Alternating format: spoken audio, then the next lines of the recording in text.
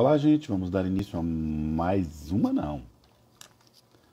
A edição comemorativa de um ano.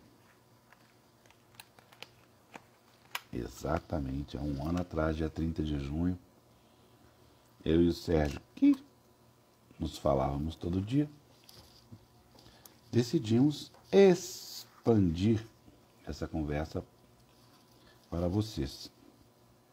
Então, hoje, estamos esperando o Dr. Sérgio Abranches entrar para falar sobre o tema silêncios.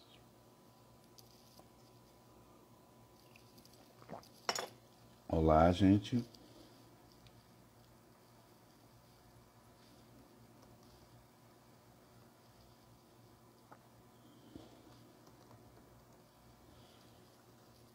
Estamos no ar com mais 15 minutos de papo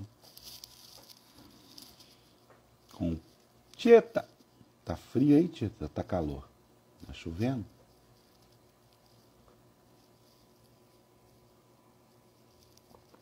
Isabela, Luiz Fernando.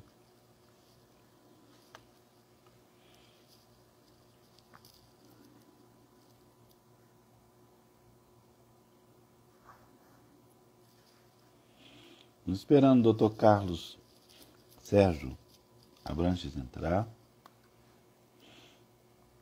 Onde está ele? Hoje nós comemoramos um ano de papos diários. Desde 30 de junho, a gente explora afetiva e intelectualmente Dr. Sérgio Abranches. Tempo fresco, feio e chuvoso. Nó! Vem para Belo Horizonte, sai desse Paris aí, horroroso. Coisa horrível, Tieta. Fresco, feio e chuvoso. Cruz. E toma cuidado, Márcia Tiburi ontem roubaram o celular dela dentro do metrô. Foi atender um telefone, passou um pivete e sumiu. Coisa que deve ser ruim morar, né, em Paris, essa cidade que tem esses roubos, né? Desagradável.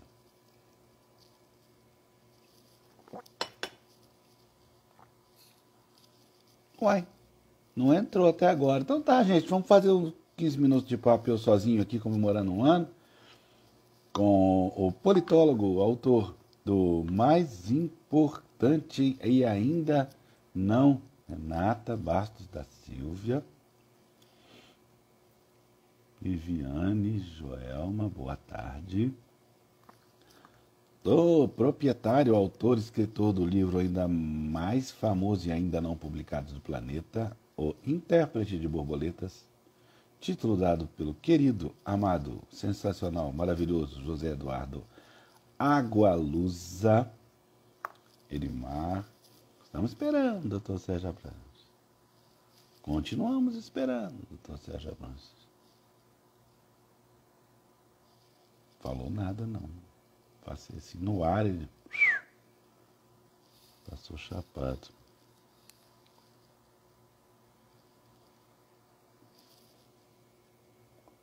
Homero, Estela. Pratinha publicou uma coisa ali. Según los libros de historia, Lei da História e a média. Depois eu vejo. Continuamos esperando, senhor Sérgio Abranches. O que aconteceu, gente? Será que teve um probleminha?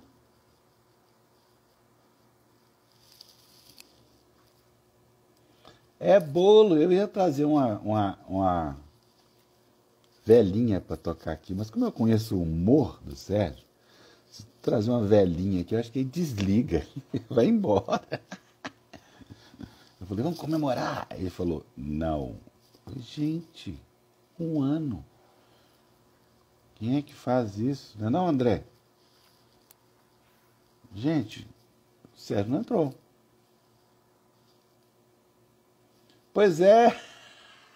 O Danilo. Danilo, vai ter bolo mesmo, uma bolo da ausência do Sérgio, entendeu? É isso aqui, o Sérgio vai dar bolo no dia do bolo. Não apareceu, não. Entrou aí, gente, ou eu tô dando bobeira?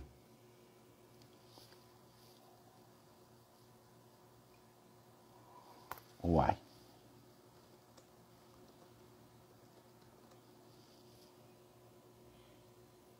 Por isso ele tá dando bolo. Ah, agora começou as gozação, né? Entendi.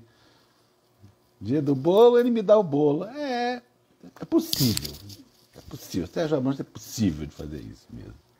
Quase chegando. Quase chegando. Já tem alguma coisa. Vamos lá. Fátima Guerra, Lages. Danilo. Bem, avisa para silêncio, por enquanto é dele. Boa, cara. Tamara, Chico. Sérgio tá usando direito de ficar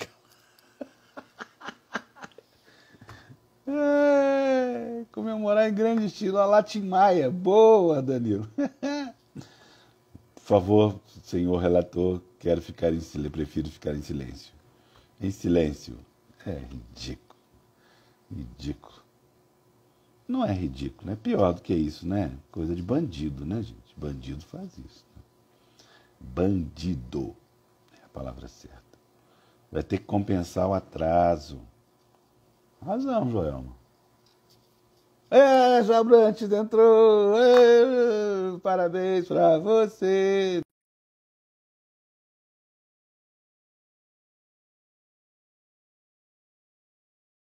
Maravilhoso.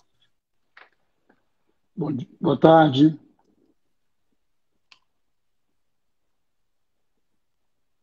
Você não estava calado.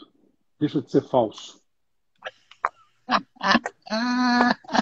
Ó, Sérgio, nós tomamos tanta gozação com o seu atraso aí que você não precisa nem ver os comentários. Vai ter bolo, já vai dar bolo. O outro falando que você está utilizando o recurso do silêncio. Sérgio está em silêncio, não vai falar nada. Tomamos Exatamente. 300 gozação aí, então. Vai preparar, depois você lê os comentários aí. Sobrou, não foi bom o atraso, não deu certo. Parabéns, doutor Sérgio Abrantes, por esse 1 ano de Pois vida. é. Tenho que agradecer ao senhor, sua gentileza científica, cultural, intelectual, e dizer que você tem que me prometer que no dia que a gente parar esse negócio aqui, você vai fazer a mão assim. Eu declaro que Afonso Borges ganhou pós-graduação em Sociologia e Política em aulas diárias de 15 a 30 minutos, portanto, e vai ser mais importante para mim isso do que o título mesmo de pós-graduação em Sociologia e Política, viu? Então, estou aqui fazendo piada, mas o agradecimento é de coração e sincero. Bom, eu que agradeço a paciência, a audiência. E, o Afonso, a gente começou a fazer isso aqui há 1 ano atrás, imaginando que basicamente para criar uma janela de respiro razoavelmente inteligente, né, de conversa sobre coisa séria na pandemia, durante o isolamento social. A gente não imaginou que isso ia durar 1 ano. Né? É porque a gente não imaginou que a pandemia fosse durar tanto e fosse ser Exatamente. tão Aquele brutal, momento né? era aquele ali do vai acabar. Exatamente. Então a gente começou pensando que fosse uma coisa bastante mais provisória do que foi, né? É claro que a gente, à medida que as coisas forem normalizando, e a gente vai parar. Mas a gente não imaginava que essa janela fosse ficar aberta tanto tempo, né? E pelas piores razões, né? Pelas Os piores razões. nossos temas, né, Sérgio, foram todos muito alinhados com as nossas ansiedades, com os temores, com o momento, né? Bem a expressão de cada momento, né, que a gente passou aqui. Eu não tive tempo, hoje eu tive vários problemas para resolver, eu não tive tempo de analisar quantas mortes a gente tinha quando a gente começou. E na próxima vez, amanhã eu falo. Tá. E, Nós ali temos o Super agora. Danilo aí, que olha isso em 2 minutos. 30 de junho, Danilão. E aí a gente. Nós não imaginamos que fosse durar tanto, não imaginamos que fosse ser uma tragédia tão brutal, né? Tão brutal. Embora quando começou eu já tivesse razoável convicção de que nós teríamos uma crise crescente, né? Quer dizer, de que a crise seria crônica, com surtos importantes de gravidade. Eu não estou falando da Covid, eu estou falando da crise política. Eu estou falando do desgoverno, né, que já era claro naquela época e hoje está completamente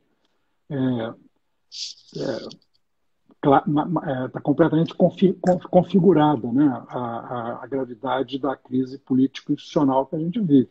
Ameaça à democracia, né, um governo esfarelando. Eu acho que piorou um pouco da nossa expectativa. Piorou. A gente tinha ali um arremedo de possibilidade naquela época ali, que ele conseguiria fazer alguma negócio. Piorou. Eu nunca tive ilusão a respeito. Eu sempre achei que fosse ser pior a cada dia e que fosse se agravar e que a ameaça institucional estava dada.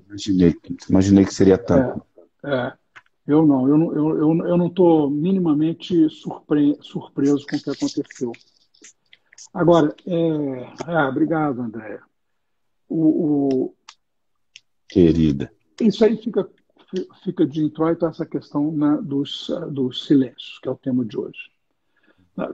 Eu queria falar de dois silêncios, né? Quer dizer, o silêncio de direito, que tem sido alegado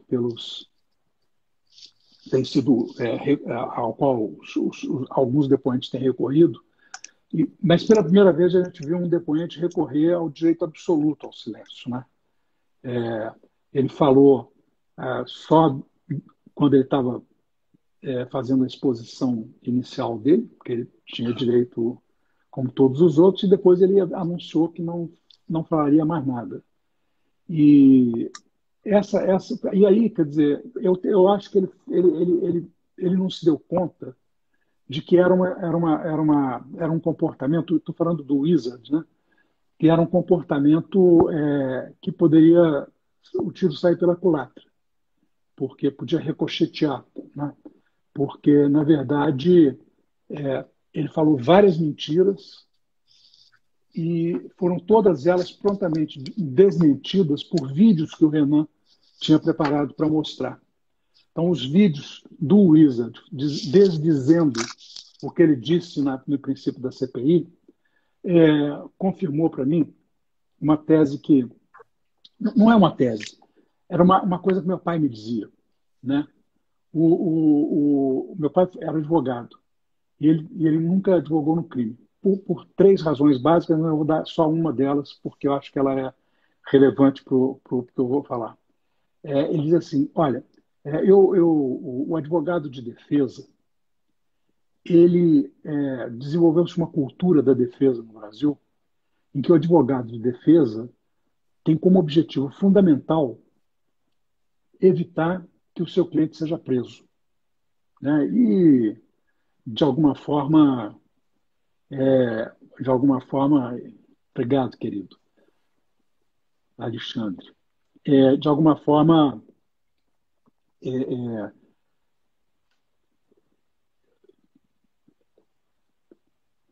pavimentar o caminho para que ele fosse inocentado, né?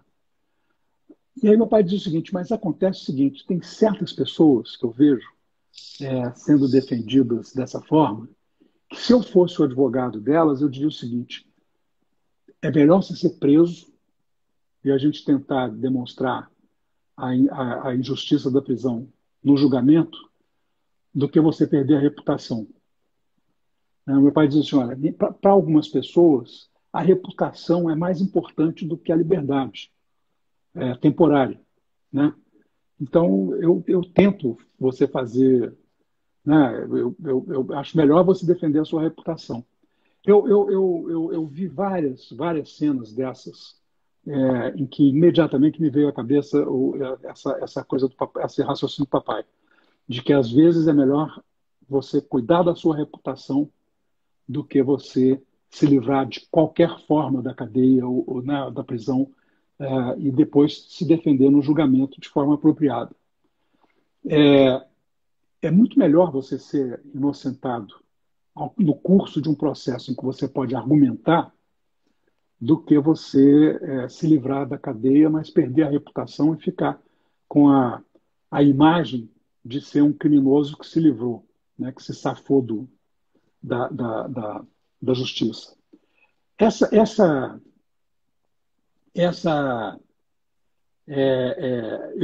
por exemplo, na CPI dos bancos, né, o ex-presidente do Banco Central, o Chico Lopes, usou o direito de não responder a certas perguntas e era péssimo, né? E ele se recusou a assinar o termo de falar a verdade. E aí acabou preso, né? O escândalo foi muito pior. Quer dizer, você tem que cuidar da sua reputação. E o Wizard é um homem de negócios, quer dizer, ele é um empresário, né? Quer dizer, ele vive em parte da reputação e da credibilidade dele. Quer dizer, os seguidores do Bolsonaro não são suficientes para garantir o sucesso empresarial dele, ele precisa do conjunto. E quando você usa esse silêncio que ele usou, absoluto, não falo nada, né? Não respondo, inclusive, a perguntas bobocas, qual a sua religião? Entendeu? Quer dizer, isso aí não incrimina em nada. Ele usou o recurso do silêncio. Isso aí é quase uma confissão de culpa, né? Quer dizer, o silêncio se torna uma eloquente demonstração de que ele tem algo a esconder, porque ele não quer usar para se incriminar, né? Então, esse é um silêncio, esse é um dos silêncios. É um silêncio que tem que pode ter um claro efeito de ricochete. E que, mesmo que o livre de ser indiciado pela CPI, embora isso não esteja descartado, né? Destrói a reputação dele. O outro silêncio é o silêncio do Bolsonaro e dos filhos do Bolsonaro em relação a essas revelações aí da Fazenda, né? Da saúde. Foi uma coisa interessante, já o líder do governo, na CPI, o Fernando Bezerra, lê a terceira versão do que tinha acontecido, né? Que também não cola, que também não corresponde a... Não é possível, não tem credibilidade, não é crível que o Pazuello, já de retirada, há 24 horas da saída do Ministério, tenha passado o encargo para o seu secretário-geral, secretário executivo, que sairia 5 dias depois. Sairia 5 dias depois. E que eles tenham sido capazes de fazer uma investigação séria, e que acabou, dizem que concluíram a versão é que teriam concluído porque não tivesse acontecido nada de irregular. E tem uma opção de mentira, né? Porque aí disse, não, era simplesmente um erro banal no invoice que foi corrigido. Não era um erro banal e não era só isso, né? E aí começa a aparecer agora que teve pedido de propina, que teve o diabo. Esse é um silêncio curioso. Ontem eu já falei sobre ele, né? É um silêncio curioso porque o silêncio do Bolsonaro e dos filhos mostra que ele ainda está atemorizado. Agora chegou num ponto em que ele se sente ameaçado, né? E está começando a ser abandonado. Está começando a ser abandonado né? Quer dizer, esse ciclo de rejeição a ele chega na política e está aumentando o número de pessoas que ficam mais reticentes em apoiá-lo e que não dão mais a demonstração do fervor. Não é o caso dos defensores dele na CPI. Esses têm, né, cara de pau suficiente para... O Fernando Bezerra, eu brinquei hoje que que é da tropa de choque, tomou um choque hoje do Omar Aziz e do Renan, você viu? Não, Falou que 100 milhões de vacinados, os dois. 170, 260 milhões que devia estar. Senador, por favor, senador, é 260 milhões que podiam estar vacinados e não 100 milhões. Como é que o senhor fala isso aqui agora? Deu uns porros, cara. Mas ele não é tropa de choque, sabe? Ele está no exercício da liderança do governo. Então ele tem que fazer esse papel. Né? Tropa de choque é o Girão, por exemplo, que finge ser Girão. independente, mas é o líder da tropa de choque. Né? O Heinz, o Joãozinho, sei lá como é que chama o diminutivo lá, um deles. E o Marcos Rogério, que é tão cara de pau que não tem credibilidade, porque ele fala tanto absurdo. Né? Hoje ele fez uma defesa do Carlos Wizard que até o Carlos Wizard discordou, porque estava exagerado. Menos, senador, menos. Entendeu? Porque é ridículo. Digamos, a virulência das defesas, né? A irritação, a emocionalização da defesa, a tentativa de empastelar, ofendendo outros senadores para criar briga e tal, mostra que eles não têm nenhum argumento, eles não têm nenhuma capacidade de defesa objetiva. Então, o Bolsonaro vai começar a recolher derrotas agora. Né? Quer dizer, ele vai ter um relatório da CPI contrário a ele. É pouco provável que o Rogério Pacheco, presidente do Senado, não aceite o pedido de extensão do prazo da CPI. Ele não é de fazer esse tipo de coisa muito ostensivo. O Arthur Lira é. Ele não. Ele só faz as coisas pelo governo que podem parecer que não está fazendo. Né? Então, mineiramente. Mas essa é a parte ruim dos mineiros, né? Não é a boa. Não é a Eu parte sempre boa. falo que a tal mineiridade é uma reunião de defeitos, não tem qualidade. É. Mas agora a gente vai. E ele vai perder na questão do voto impresso, ele vai perder em todas as tentativas que ele tem hoje de aprovar coisas a seu favor. Né? E agora ele tem oposição, quer dizer, ele tem contestação mais sólida. Então, nós estamos em outro patamar. Eu não estou tranquilo com esse patamar, não, sabe? Eu acho que isso aí pode fazer com que a crise fique mais aguda e que ele num determinado momento, resolva radicalizar mesmo, quer dizer, no plano institucional. E aí eu quero ver quanto que o Supremo consegue segurar e quanto que Os militares se posicionam, né? com a atitude dos militares,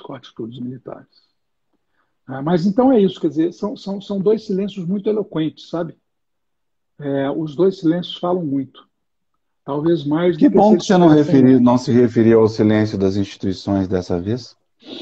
O silêncio das instituições é desmoralizante das instituições, né? Quer dizer, mas você vê, o mesmo Procurador-Geral da República, o Augusto Aras, que é um fazedor, né, o Beck do Bolsonaro, esse negócio dele de tentar argumentar com o Supremo, com a Rosa Weber, de que é melhor esperar até o final da CPI, já não é a mesma coisa que arquivar, entendeu? Quer dizer, já tem ali uma certa cautela da parte dele de que talvez ele esteja do lado errado, sabe?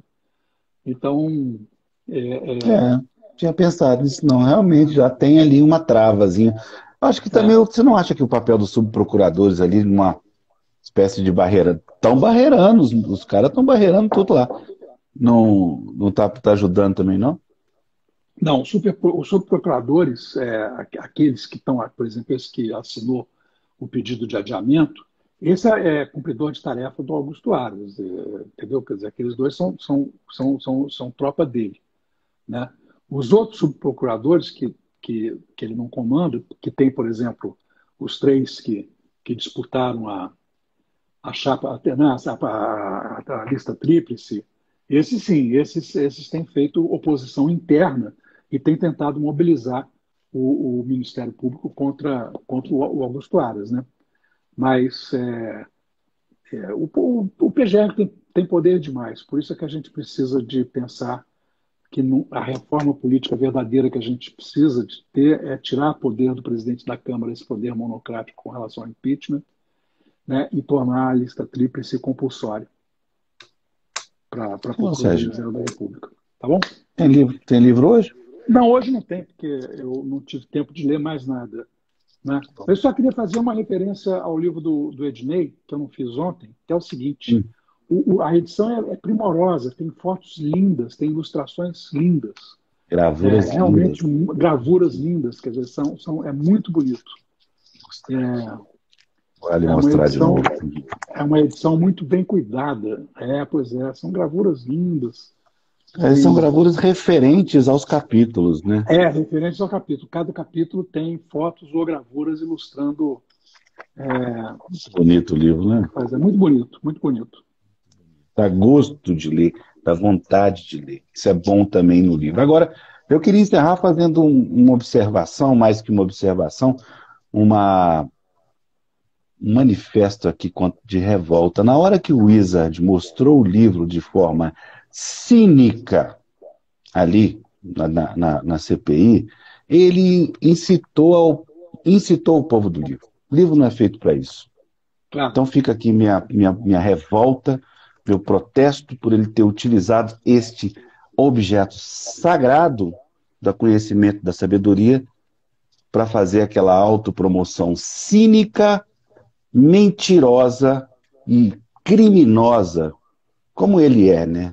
Vagabundo, desculpa a expressão, de utilizar um livro ali naquele momento tão cínico, um livro dele, né?